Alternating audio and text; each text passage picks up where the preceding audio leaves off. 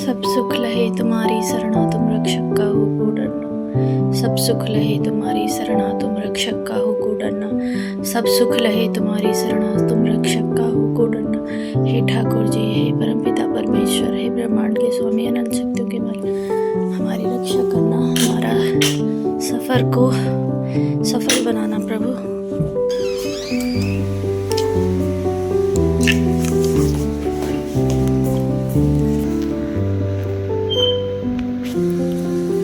तो हेलो दोस्तों, good morning. कैसे हो आप सब? उम्मीद है आप सब बहुत अच्छे होंगे। मैं भी बहुत अच्छी हूँ दोस्तों। तो आज हम जा रहे हैं कहीं दूर और एक लंबे सफ़र में, और मैं और मेरे हस्बैंड जा रहे हैं। तो थोड़ा सा हमें कुछ काम था, तो इस वजह से हमें जाना पड़ा। और आज मैं आपके साथ कोई भी वीडियो शेयर नहीं कर पाऊँगी। बस आज मैं सफ़र के दौरान आपसे थोड़ा अच्छी बातें करना चाहती हूँ, और थोड़ा मोटिवेशन ही कह लो, आप जो भी कहो, मेरे दिल की बात कहो या मोटिवेशन कहो, आप उसे कुछ भी कह सकते हो। और जो मेरे दिल में आता है दोस्तों, तो मैं सोचती हूँ आपके साथ उसे ज़रूर शेयर करूँ। और ये रियलिटी है, और हर किसी की लाइफ में ये चीज़ें होती है। आप कमेंट करके ज़रूर बताना, क्या आपके साथ भी ऐसा कुछ होता है या आप भी ऐसा ही सोचते हो। तो दोस्तों देखो, लाइफ भी एक सफ़र है। जैसे हम इस सफ़र पे चल रहे हैं, हमें नहीं पता आगे क्या क्या मोड़ आते हैं, जीवन कहाँ हमको लेकर जाता है, कहाँ पर हमें ब्रेक लेना है, कहाँ पे हमें चलना है, हमें नहीं पता सच में। और ये जीवन चलता ही जाता है, ये सफ़र चलता ही जाता है, और इसकी हर एक चुनौतियों को हमें निभाना होता है, हमें पार करना होता है। तो दोस्तों देखो, जहाँ पर अभी हम चल रहे हैं, तो हमारे ही एरिया का ये एक एरिया है, और देखो इसे कहते हैं 7 मोड़। और यहाँ पर कहते हैं कि गाड़ी को थोड़ा सा हमें धीरे धीरे ले जाना पड़ता है, क्योंकि यहाँ पर कई एक्सीडेंट हो जाते हैं। और देखिए, इन मोड़ों पे जब हमारी गाड़ी चल रही थी ना, तो मुझे बस दिमाग में एक ही चीज़ आ रही थी कि हमारी लाइफ भी कुछ ना कुछ कहीं ना कहीं से इसी तरह से होती है। और देखो, हमें हर एक मोड़ को पार करना होता है बहुत ही धैर्य के साथ, पेशेंस के साथ, और फिर हमें आगे बढ़ना पड़ता है। और फिर एक सीधा ट्रैक हमारे पास होता है चलने के लिए। तो ये जो टेढ़े मेढ़े रास्ते हैं ना, ये भी हमारी लाइफ के उन चुनौतियों की ही तरह होते हैं, जिन्हें हमें पार करना होता है। और फिर एक खूबसूरत सा नज़ारा, एक खूबसूरत सी ज़िंदगी हमारे आगे बाहें फैलाए खड़ी होती है हमारा स्वागत करने के लिए।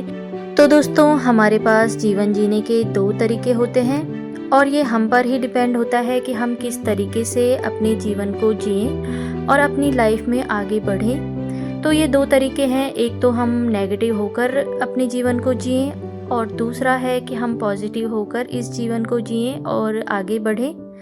तो ये हम पे ही डिपेंड होता है दोस्तों, क्योंकि ये हमारा ही माइंडसेट होता है, और हमें अपने माइंडसेट को कैसा बनाना है ये हम पे डिपेंड करता है।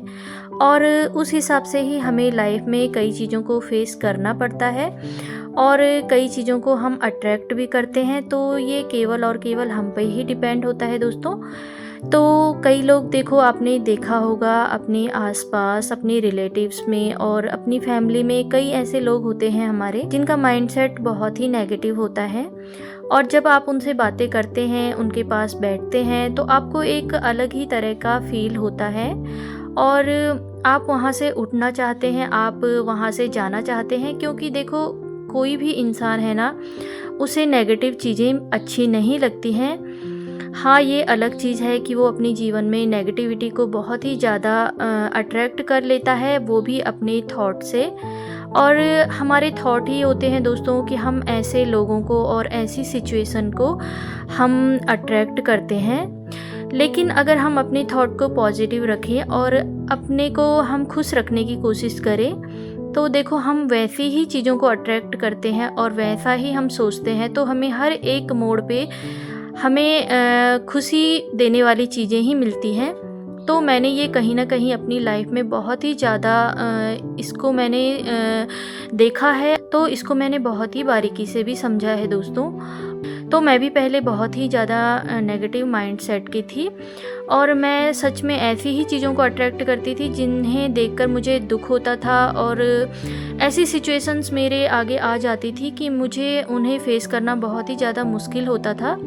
लेकिन धीरे धीरे मैंने अपनी माइंडसेट को चेंज किया और मतलब जो बुरी चीज़ें होती हैं जो हमारी लाइफ में घटित होती हैं, तो उन चीज़ों को मैंने इग्नोर करना शुरू कर दिया और मैंने किसी भी चीज़ को ज़्यादा अहमियत नहीं दी। जो भी बुरी चीज़ मेरी लाइफ में होती थी मैं उनको ईज़िली ऐसे ही समझती थी कि जैसा दुख आता है तो ये भी चले जाता है, सुख आता है तो वो भी ठहरता नहीं है। तो मैंने अपना माइंडसेट कुछ इस तरह का बना लिया और जब से मैंने इस तरह का माइंडसेट बनाया तो मुझे काफ़ी इससे फ़ायदा हुआ। तो मैंने अच्छी चीज़ों को पढ़ना शुरू किया, मैंने थोड़ा सा स्पिरिचुअलिटी की तरफ ध्यान दिया, थोड़ा मैंने पूजा करना स्टार्ट किया और हमें अपने भगवान से कनेक्ट ज़रूर होना चाहिए दोस्तों।